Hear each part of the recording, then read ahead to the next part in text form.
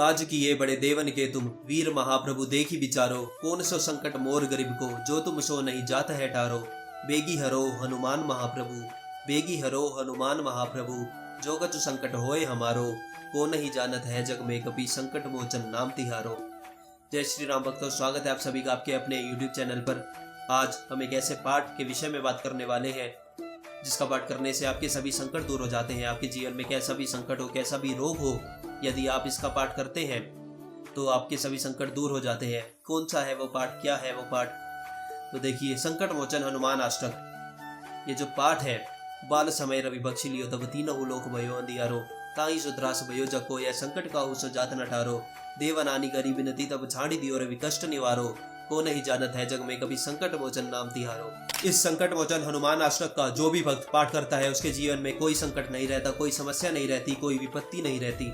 कैसे इसका पाठ करना है, इसकी क्या विधि है, यह जानने के लिए यह पूरी वीडियो अवश्य देखिए। तो बात करते हैं विधि की। तो सबसे पहले तो वही आप एक लाल आसन पर श्री राम दरबार को, हनुमान जी महाराज को विराजमान कर लीजिए। उसके बाद अपने लिए भी एक लाल आसन लगाइए और जब आप बैठे तो ज्योत प्रज्वलित करनी बहुत आवश्यक है। हमने आपको जैसा कि पहले भी बताया हुआ है कि अग्नि साक्षी होती है। आप जो भी पाठ करते हैं, यदि आप किसी फल की इच्छा से, फल की कामना से आप कोई पाठ करते हैं तो अग्नि साक्षी बनती है कि हाँ, आपने यह पाठ किया है। यदि आप निष्काम भाव से कोई पाठ कर रहे हैं तो फिर तो आप कभी भी कहीं भी उस पाठ को कर सकते हैं। उसमें किसी विधि की, उसमें कोई नियम कायदे कानून लागू नहीं होते। परंतु जब आप किसी फल की प्राप्ति के लिए, आप किसी फल की इच्छा के लिए पाठ करते हैं तो आपको पूरी विधि से वह पाठ करना चाहिए। तो अब विधि में हम जैसे बात कर रहे हैं, अग्नि साक्षी होती है, इसलिए आपको दीपक अवश्य लगाना चाहिए। तिल के तेल का लगा सकते हैं, सरसों के तेल का, चमेली के तेल का लगा सकते हैं, या देसी घी का आप दीपक लगा सकते हैं। जैसी आपकी श्रद्धा हो, जो भी आपसे बन सके वह आप कीजिए, जैसा भी आप दीपक लगा सके।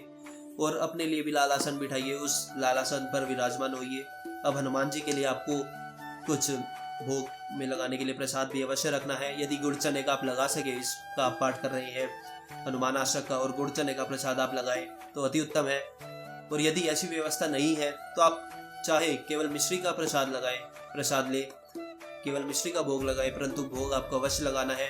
और तुलसी का पत्ता उसमें अवश्य होना चाहिए। बिना तुलसी के पत्ते के हनुमान जी महाराज तृप्त नहीं होते। इसलिए जो भी आप भोग लगा रहे हैं उसमें तुलसी का पत्ता अवश्य रखें, चाहे वो गुड़ चने का हो, चाहे खीर हो, चाहे मिश्री ही क्यों ना हो, तुलसी का पत्ता उसमें अवश्य होना चाहिए। आप भोग लेकर बैठे और घी का या तिल के तेल का, चमेली के तेल का, जैसा भी आप दीपक लगाना चाहें वैसा लगाएं।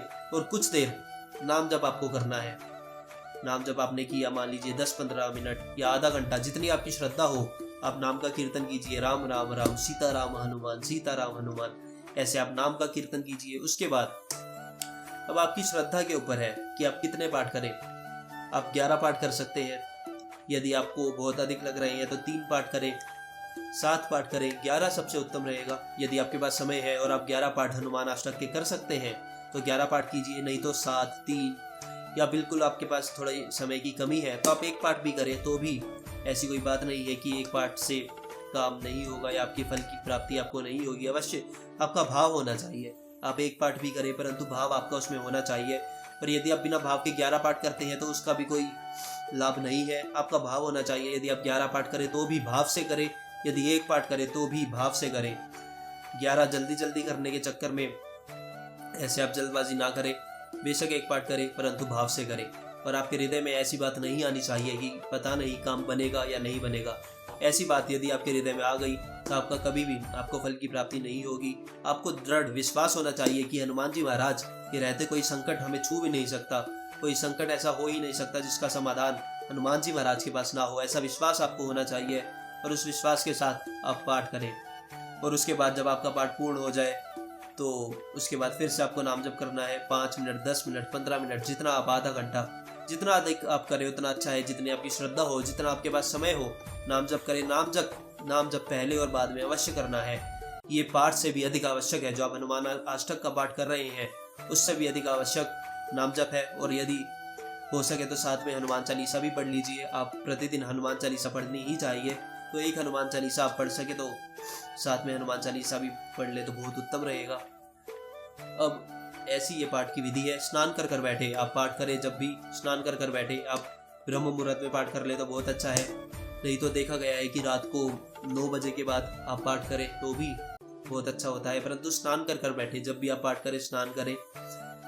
और कितने दिन तक करना है? देखिए, सबसे उत्तम तो यह रहेगा कि आप 41 दिन का संकल्प ले लें, या आपको बहुत अधिक लगे 41 दिन तो 21 दिन का ले लीजिए, परंतु 21 दिन का तो कम से कम लीजिए ही, और 41 दिन का लें तो बहुत अच्छा है। जब आप पहले दिन बैठेंगे पाठ करने तो आपको संकल्प लेना है हाथ में थोड़ा सा जल लेकर कि हे हनुमान जी महाराज, मैं अगले 21 या 41 दिन तक, जैसी आपकी श्रद्धा हो, इतने पाठ प्रतिदिन हनुमान अष्टक के करूँगा। कृपया मेरी ये इच्छा है, इसको पूर्ण कीजिएगा और इसको निर्विघ्न संकल्प को पूरा हो, ऐसा आशीर्वाद दीजिए।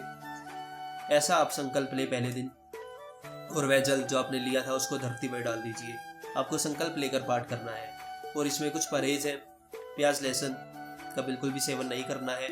जो नहीं करते उनके लिए तो कोई समस्या ही नहीं है, जो प्याज लहसुन का सेवन करते भी हैं वह भी इस संकल्प के दौरान सेवन ना करें। मांस मदिरा तो बिल्कुल भी नहीं, मांस मदिरा का तो सवाल ही नहीं है। अंडे, मांस, मछली, शराब, ये सब बिल्कुल भी इनका सेवन नहीं करना है। प्याज लहसुन का भी सेवन नहीं करना है। ब्रह्मचर्य का पालन करें, अखंड ब्रह्मचर्य का आपको पालन करना होगा। यदि वह नहीं होता तो लाभ नहीं मिलेगा। यदि आप गृहस्थ आश्रम में है तो भी ब्रह्मचर्य का आपको पालन करना होगा।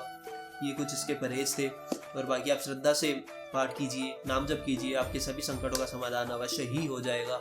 मिलते हैं आपसे अगली वीडियो के साथ, तब तक के लिए नाम जप करते रहिए। जय श्री राम, जय श्री सीताराम।